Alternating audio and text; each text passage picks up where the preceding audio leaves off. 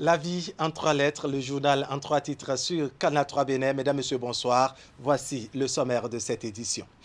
L'actualité nationale avec l'absence remarquée des artistes et des acteurs culturels dans la campagne comptant pour les élections communales et municipales du 17 mai prochain. La Commission électorale nationale autonome a banni l'ancien style qui consistait à faire appel aux artistes pour porter loin le message des candidats. Il faut dire que le coronavirus est passé par là et le monde du showbiz se dit bien affecté. Asiongbon Kanye Asiongbon nous vient avec beaucoup plus de détails dès le début de ce journal. Et puis, les grandes décisions du Conseil des ministres d'hier mercredi, on en parle encore. La rencontre hebdomadaire des membres du gouvernement a décidé de la levée du cordon sanitaire pour le 11 mai et surtout de la reprise des classes pour la même date. Pendant ce temps, l'université d'Abomey-Calavi expérimente les cours en ligne pour maintenir les étudiants en position d'apprentissage. Ali Moumouni nous fait découvrir les contours de cette nouvelle donne dans un instant. En titre également, les bonnes volontés continuent de sortir de l'ombre pour apporter leur soutien au gouvernement dans la lutte contre le Covid-19. Le Rotary International et l'Assemblée nationale du Bénin étaient au ministère de la Santé hier pour faire parler leur cœur. On va découvrir l'emballage de leur générosité avant la fin de cette édition. Voilà pour le sommaire. Bienvenue. Bonsoir à tous. Les données ont changé pour les campagnes électorales en cours. Les anciennes habitudes sont quelque peu interdites et cela agit, reconnaissons-le, sur bien d'acteurs de différents secteurs. Ce soir, c'est l'absence remarquable et remarquée des artistes qui faisaient de vacarme sur les camions podium qui nous intéressent en raison donc du coronavirus qui fait interdire les regroupements. Les artistes, musiciens et chanteurs ne sont pas sollicités pour autant lors des campagnes et le monde du showbiz se dit asphyxié. On va faire le constat avec Asiongbon Kanye Asiongbon et Elvis Tonoucoin. Les inconvénients de Covid-19 se ressentent dans le monde du showbiz béninois. Pour la campagne électorale en cours, dans le cadre des élections communales et municipales, on note l'absence d'artistes, contrairement aux échéances passées. Dans le rang des promoteurs par le biais desquels les artistes sont sollicités, ce n'est pas la joie. La campagne, spécialement pour cette fois-ci, c'est médiatique. Donc les candidats, ils ont compris que bon, ils n'avaient pas tellement besoin de... Vous savez que les campagnes, c'est quand ils ont besoin de toi, on t'appelle. Mais pour cette fois-ci, ils ont compris que bon, même si on les sollicite, ça ne va pas donner parce qu'il faut aller à la télé parler, il faut aller à la radio parler. Donc non, cette fois-ci, ça n'a pas donné. Les hommes politiques, d'habitude, font appel aux acteurs culturels à travers les artistes, l'allocation de la sonorisation, les prestataires de services. Mais aujourd'hui, il n'y a rien de tout ça là. Et nous assistons sur les réseaux sociaux la campagne. Qu'est-ce qu'il faut faire? Nous sommes au chômage, on ne peut rien faire. Les campagnes vont passer, ça va passer. C'est dommage et c'est regrettable. Parce que là, nous sommes cloués, il n'y a pas d'activité, il y a cessation d'activité, il n'y a rien qui ne marche. C'est un chômage technique qui touche le milieu du showbiz. Une situation assez dure pour les promoteurs et surtout les artistes. Cela va agir sur la campagne comme sur les prestations des artistes. On n'a pas le choix. Et puis, tout le monde sait que ces temps-ci, c'est un temps vraiment bruyant pour les artistes.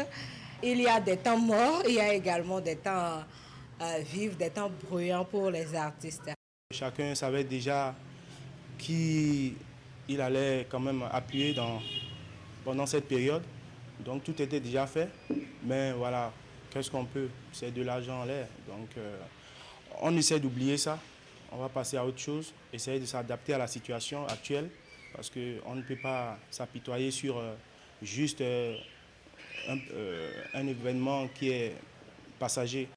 C'est un coup très dur pour nous les artistes, surtout en ce temps de Covid-19 où les activités sont un peu bizarres, je vais dire.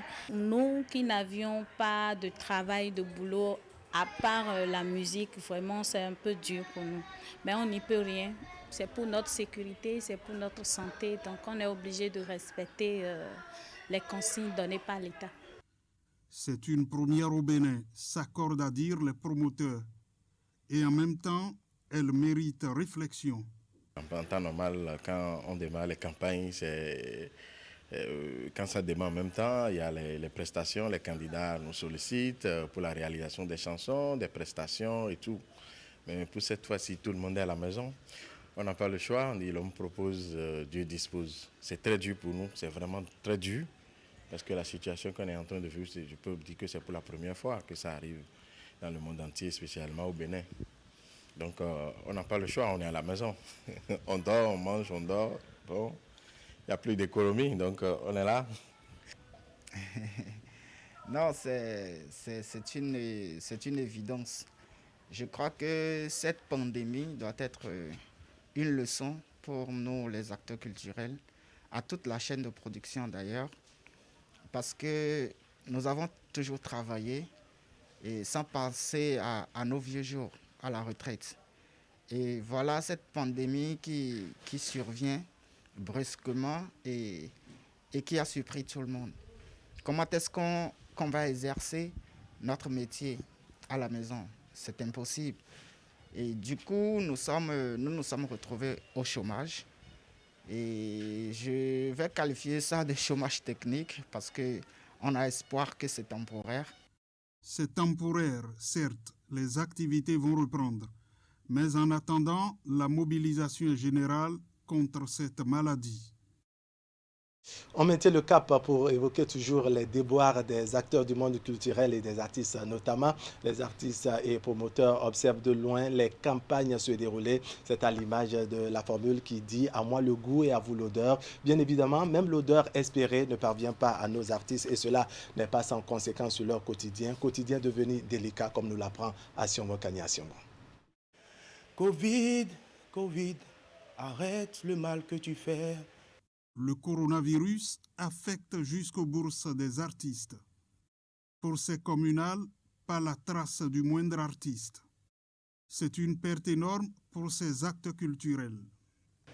Et c'est un manque à gagner pour tout homme d'affaires, comme vous savez. Quand les affaires ne marchent plus, ça ne tourne plus, il y a une famille à nourrir, il y a beaucoup de choses à gérer. Et quand l'argent ne rentre pas, ça fait mal. Ça fait mal et ça joue beaucoup. Donc on est obligé de s'accrocher. On s'accroche jusqu'à ce que les choses changent. Voilà, et puis voilà. À très vite.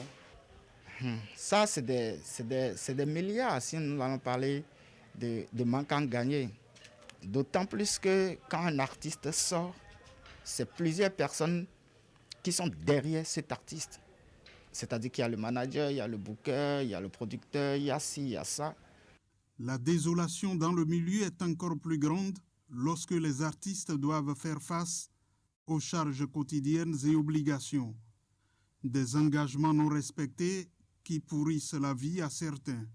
Un artiste qui avait l'habitude de payer ou bien de gérer le loyer en ces temps-ci, vous voyez un peu ce que ça devient. Et on sait déjà tous au Bénin que l'artiste béninois vit généralement au jour le jour. Ce n'est pas comme ce qu'on voit à Abidjan, ce n'est pas comme ce qu'on voit au Nigeria et autres. Donc ça a eu beaucoup d'impact négatif dans la carrière, sur la vie des artistes. Il y a des artistes qui doivent déjà des loyers, les propriétaires sont en train de réagir. Il y a beaucoup de choses qu'on gère. Tous les jours, tu ne fais que gérer l'appel des propriétaires, qu'est-ce qui se passe. J'ai eu des artistes qui sont venus hier jusqu'à 4 h du matin. On était en train de parler de ça, comment il faut sauver des situations, parce qu'il y a des propriétaires qui ne veulent pas entendre que, bon, il y a une situation dans le pays. Pour eux, bon, si tu n'as pas le loyer, je vais te donner, tu sors de la maison. Pour la plupart, l'espoir n'est pas perdu. Tout ce que moi, je souhaiterais, c'est que les activités reprennent très vite. Et déjà, les inspirations s'enchaînent pour mettre en garde la pandémie dont les artistes prévoient une fin très proche. Coronavirus, avec tous nos gestes barrières, nous allons ensemble te barrer la voie. Voilà. Voilà, coronavirus, nous allons ensemble te barrer la voie et c'est dans cette dynamique que se trouvent aussi les membres du gouvernement avec toute la délicatesse nécessaire. Ils se sont d'ailleurs retrouvés hier mercredi comme à l'accoutumée au cours du conseil qui a accouché d'importantes décisions. On retient entre autres la levée du cordon sanitaire et surtout la reprise des classes pour le 11 mai prochain assortie du respect strict des gestes barrières. On écoute les explications du ministre porte-parole du gouvernement, Alain Ourola. Au titre des communications, approbation des mesures liées à la réouverture des écoles, des établissements d'enseignement secondaire, des universités, ainsi qu'à la levée du cordon sanitaire. Après une évaluation des mesures mises en œuvre dans le cadre de la lutte contre la pandémie de Covid-19, il s'est avéré nécessaire de favoriser le retour progressif au cours normal de la vie et des activités économiques. Ainsi, le gouvernement a fait l'option d'assouplir la mesure de limitation de la mobilité des personnes en levant le cordon sanitaire en place, puis d'autoriser la reprise des cours dans les établissements d'enseignement, de formation et de recherche, ainsi que les universités, conformément au calendrier scolaire tel que réaménagé le 8 avril 2020. À cet effet, le Conseil a décidé de la reprise des cours pour les écoliers du cours moyen deuxième année CM2, les élèves des collèges et lycées et les étudiants pour compter du lundi 11 mai 2020 dans la perspective de la tenue des examens de fin d'année notamment. Quant aux écoliers des classes de cours d'initiation CI au cours moyen première année CM1, ils retourneront en cours du 10 août au 4 septembre 2020 et subiront leurs évaluations du 7 au 11 septembre 2020, puis effectueront la rentrée scolaire 2020-2021 le 28 septembre 2020, en même temps que tous les autres apprenants. En ce qui concerne les écoles maternelles et les garderies, elles restent fermées jusqu'à la prochaine rentrée des classes. Par ailleurs, la réouverture des écoles, collèges et universités ainsi décidée sera accompagnée des mesures ci-après. L'obligation du port de masque pour tous les usagers, apprenants, enseignants, divers personnels de soutien. Pour ce faire, il sera procédé à la distribution gratuite des masques dans les écoles, collèges et universités publiques. Le dépistage systématique et progressif des enseignants, du personnel administratif et de service. S'agissant particulièrement des universités, les amphithéâtres restent fermés et les cours seront dispensés en ligne via une plateforme dédiée à cette fin. Les enseignants y publieront leurs cours auxquels les étudiants auront accès gratuitement. Voilà rapidement pour ce qui en est des grandes décisions prises hier mercredi par les membres du gouvernement. Pendant ce temps, il faut dire que l'université d'Abomey-Calavi avait quelque peu anticipé en faisant l'option depuis le 4 mai dernier des cours en ligne en vue de garder les étudiants en position d'apprentissage tout en limitant au mieux les risques de contamination. Voici à ce sujet le compte rendu de Ali Moumouni et de Henri Ganti. La reprise des cours se fera bientôt sur le campus d'Abomey-Calavi. Si la pandémie du Covid-19 met à mal le déroulement des activités académiques, le rectorat de la plus grande université du Bénin a trouvé le moyen de garder les apprenants en situation d'apprentissage. À travers un communiqué en date du 4 mai, il informe les étudiants du démarrage des cours, non pas présentiels, mais avec des supports pédagogiques en ligne. Pour aller sur les cours disponibles à l'UAC, il suffit de taper dans le navigateur au niveau de l'URL cours.uac.bj.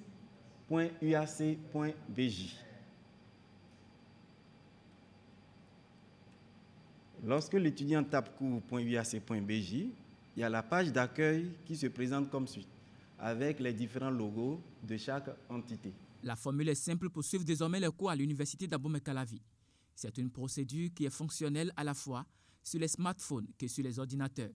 Le mode d'emploi est lié à certaines dispositions pratiques mises en place pour sécuriser la plateforme et les différents supports pédagogiques mis en ligne. Il y a les étudiants régulièrement inscrits qui peuvent y accéder. C'est pourquoi il y a quelques barrières pour permettre à ceux qui méritent de suivre le cours, de le suivre, puisque ce n'est pas ouvert à tout le monde. C'est pourquoi il y a juste la nécessité d'un code à intégrer. Et ce code-là, l'enseignant, le département, la faculté, les informaticiens, ils sont là pour pouvoir permettre aux étudiants de le faire, et les voies d'information par lesquelles ils accèdent à cela existent déjà au niveau de l'UAC. Sur la plateforme, les étudiants ne trouveront pas que les supports pédagogiques.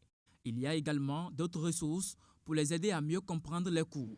Et la structuration des cours, dans une grande mesure, a essayé d'observer quelques règles, quelques contraintes pédagogiques, afin que l'apprenant ne soit pas laissé complètement seul à lui-même.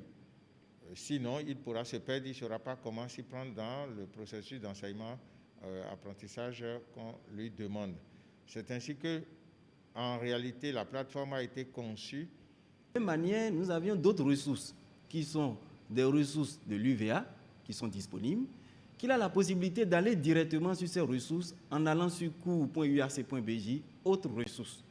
Dans les autres ressources, nous avions les MOOCs, nous avions le Corel, nous avions l'Université virtuelle africaine, la version française, et l'Université virtuelle africaine, la version anglaise. À travers cette initiative, l'Université d'Abomey-Calavi entend permettre aux étudiants de consacrer leur temps aux études en cette période de crise sanitaire. Mais au-delà de cette volonté, il y a d'autres aspects liés à la connectivité et aux moyens. Sur ce, les appréciations des étudiants sont mitigées. Le recteur y fait de son mieux pour que tout aille bien, mais avec cette initiative, est-ce qu'on peut bien cerner les cours pour composer ou que je ne sais pas comment est-ce que ça se fera. Mais pour mon cas, je ne peux pas supporter. Je ne peux pas parce que je n'ai pas les moyens nécessaires. Et tout se passe pratiquement en ligne maintenant. Tous les jeunes, tout le monde est en ligne. Vieux, jeunes, tout le monde. Nous sommes dans le monde digital maintenant. Donc je crois que c'est dans la droite ligne des choses. Ça ne posera pas de problème. Je ne suis pas du tout d'avis, sinon étudiants que nous sommes ne sommes pas au même niveau. Il y a des étudiants parmi nous qui n'ont pas un portable Android, raison pour laquelle le cours en ligne est un peu difficile à mon niveau. Toutefois, selon le communiqué du rectorat du campus d'Abomey-Calavi, il est annoncé la programmation des cours présentiels dans le strict respect des règles de prévention du Covid-19. Et avec la massification des cours, l'université prévoit des rencontres par groupe d'étudiants. Les cours se feront donc avec des supports pédagogiques en ligne à l'UAC. Justement, à ce sujet, l'intersyndicale des universités nationales du Bénin, soucieuse de la santé des étudiants et des enseignants, appelle un certain nombre de recommandations aux autorités rectorales et gouvernementales. On va écouter le porte-parole de la coordination de l'intersyndicale des universités nationales du Bénin, le professeur Arnaud Rouedissi, au micro Canal 3 Bénin de Idriss Boukari. On ne peut pas rester insensible à un mal qui affecte tout le monde. De ce point de vue, l'intersyndicale des universités nationales du Bénin a décidé de prendre toute sa part dans la protection et dans la continuité de l'enseignement à l'université. Dans ce sens-là, nous avons eu des discussions avec les autorités rectorales, ou les différentes autorités rectorales, et il a été décidé qu'il n'y ait pas rupture dans l'enseignement. Mais dans le même temps, il faut assurer que ceux qui sont bénéficiaires de l'enseignement soient protégés et que ceux-là qui donnent également l'enseignement aussi soient protégés. C'est dans ce sens-là que les autorités ministérielles et celles rectorales ont décidé qu'il fallait mettre les cours en ligne pour permettre aux étudiants de ne pas être désœuvrés à la maison et passer un temps de restriction ou de confinement si on veut. Et l'intersyndicale s'est réunie au sein de sa coordination pour appuyer les équipes rectorales. Et c'est dans ce sens-là que nous avons fait un certain nombre de recommandations. Les conditions d'enseignement à l'université aujourd'hui, un peu partout, mais particulièrement au Bénin, tout le monde sait. Si on doit respecter les règles du LMD, c'est un enseignant pour 25 apprenants. Nous en sommes très très loin, nous en sommes à des années-lumière. Quand vous allez dans ma faculté, qui est celle du droit, vous avez, j'enseigne en deuxième année à plus de 1500 étudiants chaque année. Et donc il est difficile de dire on va maintenir une distanciation sociale de ce point de vue-là. Et nous avons indiqué, pour rappeler aux autorités, qu'il y a un certain nombre d'exigences, il y a un certain nombre de mesures à prendre, qui est quoi, oui. la logistique, les moyens infrastructurels, et, comment dire, qui permettront aux étudiants et aux enseignants d'être à l'aise dans leur devoir, implique que oui, il y ait suffisamment de salles disponibles pour maintenir et pour protéger les étudiants. Ceci dit, il y a que les notes et supports de cours que l'on a demandé aux enseignants de mettre en ligne. Les enseignants conçoivent leurs cours, c'est leur propriété, si on peut le dire comme ça. Et en matière scientifique, cela implique qu'il faut protéger ces données. Et donc, il ne suffit pas à l'enseignant de mettre son cours en ligne. Quand on met un cours en ligne au Bénin ici, ça va se retrouver à Kamtchaka. Et personne ne sait ce qui peut advenir de ces cours, quelles sont les transformations que ces cours pourront subir. Et donc, nous avons recommandé aux autorités de prendre les mesures techniques adéquates ou appropriées pour protéger les notes et supports de cours que les enseignants mettront sur ces plateformes-là. Voilà, le professeur Arnaud Redissi au micro Canal 3 Bénin de Idrissou Boukari, professeur de la coordination de l'intersyndicale des universités nationales du Bénin. Maintenant, la communauté d'agglomération Seigneur basée en France et partenaire de la ville de Boycon fait don d'un important lot de dispositifs de lavage de bains aux écoles des 9 communes du Zou. Le maire Lucas Tropo de Boycon nous explique ici le contexte et la finalité de ce don. On l'écoute. Léo. L'épidémie n'est pas une personne. Et les amis doivent se soutenir. C'est dans ce cadre que nous avons écrit à nos partenaires de la case, la communauté d'agglomération Seigneur en France, pour leur demander de nous aider. Et ils ont répondu promptement. En un premier temps, ils ont offert le dispositif à la mairie de Boycon. Et ensuite, ils nous ont aidé à acheter un autre lot pour les 9 communes du Zou, qui a été excellemment géré par le gouvernement, par le ministère de la Santé, par le gouvernement en entier. Et il faut que les communautés à la base prennent le relais. Vous savez, l'école doit reprendre dans quelques jours. Il faut que dans nos écoles, tout au moins, on ait des dispositifs lave-mains au niveau de nos écoles. Donc, ce dont les partenaires de la case nous aidera à en donner à quelques écoles. Nous ne pourrons pas doter toutes les écoles de dispositifs, mais nous allons doter la majorité de dispositifs. Les centres sociaux, nous allons leur donner des vivres. Parce que la plupart des personnes qui les aident viennent souvent de Cotonou. Il y a beaucoup de volontaires qui viennent de Cotonou les aider. Et maintenant que c'est difficile de quitter Cotonou pour Boycon, je crois que les centres sociaux ont quelques difficultés. En attendant que le dispositif ne soit levé, la mairie va leur venir en aide pour que ces âmes fragiles ne meurent pas de faim. Oui. On va les aider en attendant que les barrières soient levées. Élan de générosité à présent avec le Rotary International et l'Assemblée nationale du Bénin qui ont apporté leur contribution à la riposte contre le coronavirus. Le ministère de la Santé a reçu hier des dons en nature et une enveloppe financière venant de ces deux institutions. Voici maintenant le point de la cérémonie de réception avec Ulrich Gaba et Henri Ganti. La solidarité nationale autour du coronavirus continue de drainer du soutien vers le ministère de la Santé. Rotary International rentre dans la danse avec des équipements et autres intrants médicaux d'une valeur de 25 millions de francs CFA. Notre action de ce jour se place dans l'axe stratégique du Rotary dénommé « Prévention et traitement des maladies ». En ce jour, nous nous engageons auprès du gouvernement de la République du Bénin pour nous concentrer également sur l'éducation sanitaire et la mise en œuvre des gestes barrières au fin de stopper la propagation du coronavirus. Je voudrais très sincèrement vous remercier. Vous remercier pour votre geste de générosité. Vous remercier pour votre geste de solidarité, votre geste d'humanisme. Vous remercier aussi pour avoir su choisir les intrants dont nous avions vraiment besoin. L'Assemblée nationale accompagne aussi la riposte du gouvernement contre la Covid-19. Une délégation du bureau parlementaire porte ici le message de la représentation nationale. 20 millions de francs CFA pour permettre au gouvernement de poursuivre efficacement sa lutte contre le coronavirus. Au nom des 83 députés de la 8e législature et au nom de son président, le président Vlavonou Louis, nous tenons à vous féliciter. À vous féliciter parce que si vraiment il fallait élire un homme de l'année, je crois que vous seriez l'homme. On vous a vu sur tous les fronts. Et aussi dit nos mots d'encouragement à l'égard du gouvernement et particulièrement à son chef, le président de la République, le président Patrice Talon, pour les mesures vraiment audacieuses prises pour limiter la propagation du virus. Les représentants du peuple sont venus soutenir le peuple.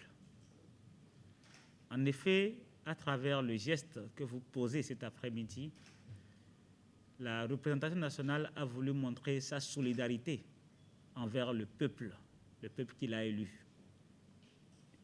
Je voudrais, en ce sens, au nom du chef de l'État, le président Patrice Talon, au nom du gouvernement et de ce peuple que vous représentez si bien, vous dire merci. Merci pour ce geste, qui est un geste à point pour accompagner les efforts du gouvernement dans la lutte contre la pandémie du coronavirus. D'autres donateurs étaient également au ministère de la Santé pour accompagner le gouvernement dans sa politique de riposte nationale contre la COVID-19. Un geste fort simple mais symbolique au regard de la fibre patriotique exprimée par ces jeunes qui, malgré leurs maigres moyens, ont décidé de participer à la solidarité nationale contre la pandémie liée au coronavirus. Le directeur général de la SBE et quelques membres du Comité national pour la gestion de la crise liée au Covid-19 ont effectué une descente hier matin dans certaines agences des départements de l'Atlantique et du littoral. C'est une sortie pour constater le niveau de la mise en place des dispositifs de lutte contre la propagation du coronavirus et le respect des gestes barrières, aussi bien par le personnel que la clientèle. Les précisions maintenant avec Ali Mouni et Eder Hunkavi.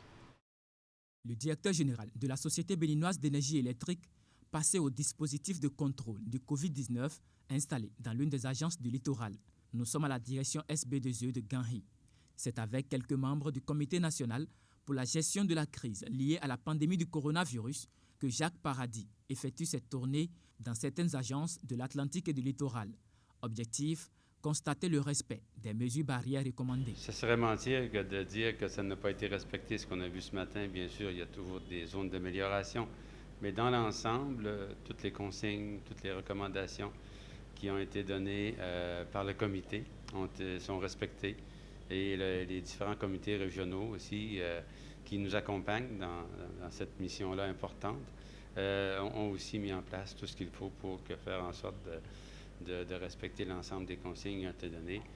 Après Ganhi, la délégation s'est rendue à Akpakpa. Et comme sur les deux précédents sites, dont celui de Godomé dans l'Atlantique, le constat est le même. Chaque agent qui vient au boulot est muni d'un cache-nez, comme vous le voyez, des gants si sa profession l'impose. Et le système de lavage de mains est automatique. Toute personne qui entre à l'agence, avant d'entrer, la première chose, c'est le lavage des mains. Et après ça, on respecte bien sûr la distance de 1 mètre entre deux personnes. Dans un premier temps, nous avons d'abord mis une partie, 3 sections de l'agence en congé, les sessions de branchement, la session commerciale, une partie de la session commerciale et la session recouvrement. Et la session dépannage est toujours fonctionnelle, y compris 2 guichets qui viennent tous les jours jusqu'au samedi et les permanences du week-end. Pour cette structure, dont le personnel est régulièrement au contact des populations, d'autres mesures sont prises en dehors des gestes barrières pour lutter contre la propagation de la pandémie dès le début de la crise sanitaire mondiale. Ceci sur recommandation du Comité national de la SB2E pour la gestion de la crise liée au Covid-19. Les décisions qui ont été prises avaient 2 volets.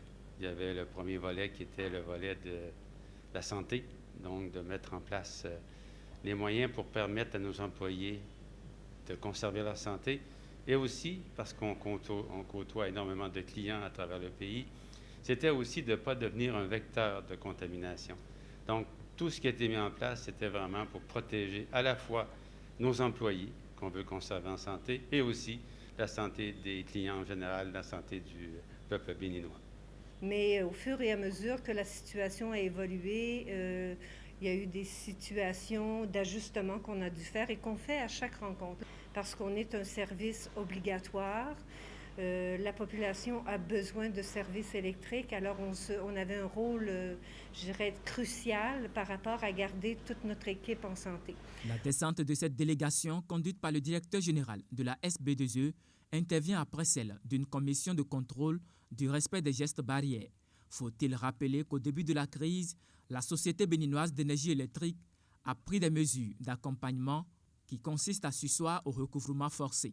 En général, les gens, les résidentiels ont continué quand même à payer leurs factures. Donc, on a une petite diminution de recettes de ce côté-là, mais ce n'est pas majeur. Donc, les gens n'ont pas arrêté de payer parce qu'on avait dit qu'on ne coupait plus et qu'on ne faisait plus de recouvrement. Donc, les gens continuent de payer. Du côté industriel, ça va être un peu plus long parce qu'il faut comprendre que les hôtels qui n'ont pas fonctionné, les restaurants qui vont rouvrir, tout ça, avant qu'ils réussissent à prendre avantage de leurs recettes et de leurs produits, ça va prendre un certain temps. Donc, nous, on va les accompagner de façon à leur permettre de pouvoir redébuter leur activité. La Société béninoise d'énergie électrique s'active à accompagner le gouvernement et les populations dans cette lutte contre le coronavirus. Selon le directeur général de la SB2E, il faut à situation exceptionnelle des solutions exceptionnelles. Pour une campagne électorale apaisée au Bénin, la Fondation Malheureux invite les acteurs politiques à faire preuve de courtoisie sur le terrain. Ce creuset connu pour ses œuvres sociales et ses interventions sur des sujets brûlants de l'actualité prône toujours et partout le dialogue constructif et appelle à la paix et à l'amour, gage d'un climat socio-politique apaisé au Bénin. Une exhortation contenue dans une déclaration rendue publique hier mercredi matin à Cotonou. Voici un extrait de cette déclaration lu par le secrétaire général adjoint de cette fondation, Abou Yakini. Qu'on écoute. C'est un devoir historique pour la fondation de rappeler à notre nation que nous avons une mission capitale lorsqu'il s'agit des élections. Celle-ci du mois de mai 2020 est une situation qui en appelle à toute la vigilance de notre peuple afin qu'on aille à ces campagnes dans la paix et dans la sérénité. La Fondation se fait le devoir de rappeler à notre peuple à ce sujet, du nord au sud et de l'est à l'ouest, que nos populations n'ont rien à gagner à chercher en se moquant des uns des autres dans le seul dessein de défendre tel ou tel candidat ou tel autre parti politique. Nous avons à recommander également que l'on évite au maximum de s'injurier et de se baser sur des calomnies, les médisances dénuées de tout fondement et qui parfois peuvent amener les électeurs à en venir aux mains, ce qui est totalement inutile dans le cadre de ce que les résultats donneront toujours ce que Dieu aura désigné. Nous rappelons à l'attention de tout le monde que les élus d'un peuple sont désignés par Dieu et que les populations, à travers les unes, constituent les bras exécutoires de la volonté divine. Alors, évitons les provocations. Nous n'avons aucun intérêt à nous lancer des injures. Nous invitons au dialogue constructif. Nous invitons à la paix. Nous invitons à l'amour, à la différence des uns et des autres, afin que les élections se passent dans de très bonnes conditions. On ne saurait finir sans faire un clin d'œil sincère d'amour et de remerciement à la première dame, nous voulons nommer Madame Claudine Talon, pour tous ses bienfaits, à toute la communauté musulmane et surtout à nos imams centraux pendant le mois de Ramadan. Abou Yakini, secrétaire général adjoint de la Fondation Malher Rosso. On va jeter un coup d'œil sur ces images pour dire que juste après cette déclaration, Yakubu Malher Rosso en personne et quelques membres de la Fondation qui portent son nom ont investi les rues de la ville de Cotonou pour une campagne de distribution gratuite des masques, l'une des mesures prises par le gouvernement pour la lutte contre le coronavirus. Comme vous le voyez sur ces images, plusieurs citoyens ont reçu, souris aux lèvres, ces matériels médicaux qui contribuent à réduire la propagation de la pandémie liée au Covid-19 au Bénin. Et cette campagne, la Fondation Malher Rosso entend l'étendre à d'autres villes du pays. Voilà qui vient mettre un point final à cette édition que je vous remercie d'avoir suivi. L'information continue sur Canal 3 Bénin. On va se retrouver très bientôt pour partager ensemble le reste de l'actualité. Allez, portez-vous bien.